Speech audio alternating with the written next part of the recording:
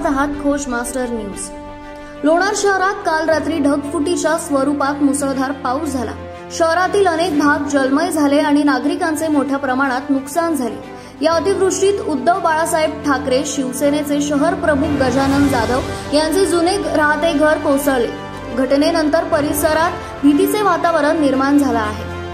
सुदैवाने कोणतीही जीवितहानी झाली नाही, मात्र घराचे संपूर्ण नुकसान झाले आहे।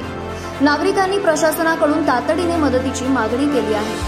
घटनेची माहिती मिळताच तलाठी श्री शेवाळे, गोपाल बाचिरे व शिवसैनिक घटनास्थळी पोहोचले। पंचनाम्याची प्रक्रिया सुरू असून प्रशासनाकडून मदतीची हालचाल सुरू आहे। या घटनेबाबतची पुढील सविस्तर माहिती आपल्याला लोणारचे प्रतिनिधी तानाजी मापारी देतील। खोज मास्टर चॅनल संघ आपल्या संघ आहेत माननीय जिल्हा संघटक उद्धव बाळासाहेब ठाकरेचे सेनेचे गोपाल सिंग बच्चिरे साहेब। सर, लोणार तालुक्यामध्ये ढगफुटी झालेली आहे, तुम्ही काय सांगू शकता? लोणार तालुका तर खरोखरच त्याचं नशीबच फुटलेलं आहे। ढगफुटी 3 वेळा झालेली, यापूर्वीही झाली। अगदी देऊळगाव कुंपाळ घ्या, चिंचोली, वझर, त्यानंतर धाड, टिटवी, नांद्रा, पांगरा, देऊळगाव, वायसा, अक्षरशः लोकांच्या घरामध्ये पाणी घुसलेलं आहे। लोकांचं अन्नधान्य हे सगळं भिजून खराब झालेलं आहे आणि लोकांचे शेत वाहून गेलेले आहेत। अक्षरशः शेतामध्ये माती राहिलेली नाही अशी अवस्था आहे।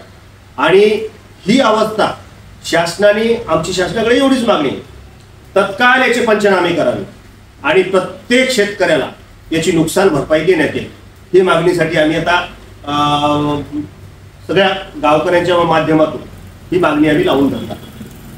तरी सर, आपले सौमित्र माननीय शहराध्यक्ष जाधव सर यांचं घर स्वतःच पडलेलं आहे, त्याच्याबद्दल काय सांगू शकता? आणि कोणताही अधिकारी आता भेटलेला नाही। अगदी तसेच तलाठी माननीय शेवाळे साहेब ते भेटून गेलेले आहे, घर पाहणी केली आहे व तहसीलदार व अनेक अधिकारी भेटायचे राहिले आहेत।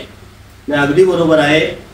आमचे शहर प्रमुख गजानन जाधव सर यांची जी माडी होती, यांची पूर्व म्हणजे वडिलोपार्जित माडी, ती अक्षरशः या अतिवृष्टीमुळे कोसळलेली आहे आणि त्या कोसळल्यामुळे लाखोचं नुकसान झालेलं आहे आणि आज तिथं कुणालाच राहता येत नाही अशी अवस्था आहे।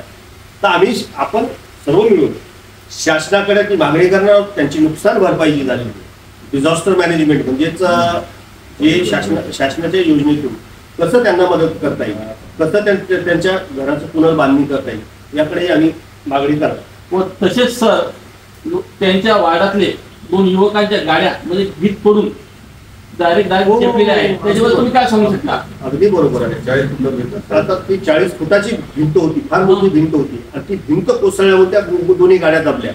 आता त्या गाड्यांचं कसं असतं, गाड्यांचं इन्शुरन्स असेल तर त्यांचं मिळेल, परंतु शासनाच्या ह्याच्यातून त्या गाड्यांना भरपाई मला नाही वाटत शासन देईल, कारण शासन सध्या कंगाल झालेलं आहे।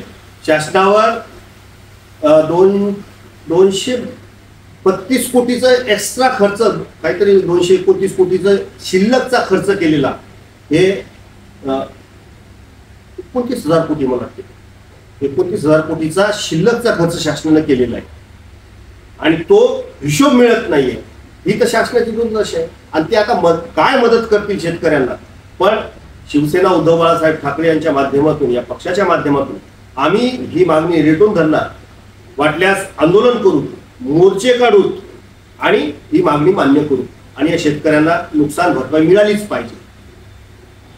साहेबांचं असं म्हणे, शेवटच्या टोकाला तवरक निधी भेटणार नाही, पैसा भेटणार नाही, तवरक आम्ही आंदोलन करणार आहे। व तसेच माननीय शहराध्यक्ष गजानन जाधव सर हे आपल्याला बोलणार आहे।